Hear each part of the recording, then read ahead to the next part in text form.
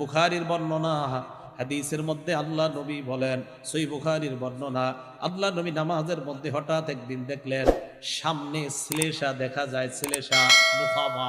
নবীজি নামাজের সালাম ফিরাইলেন, ফিরানোর পর আল্লাহ নবীর চেহারা মুবারক লাল হয়ে যায়। আর প্রশ্ন করলেন কি ব্যাপার, এই জায়গায় শ্লেষা কারা পালায়?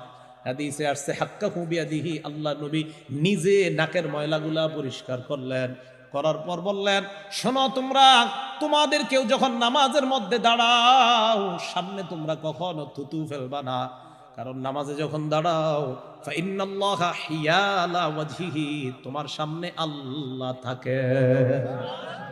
ভাই মনে থাকবে নি? তাহলে নামাজে দাঁড়ানোর আগে এই কথাগুলো, দাঁড়ানোর আগে আসমান সাক্ষী, জমিন সাক্ষী, অঙ্গ প্রত্যঙ্গ সাক্ষী হবে, কিরামান কাতিবিন সাক্ষী হবে, নামাজ সাক্ষী হবে। নামাজ শুরু করলাম, সামনে কে?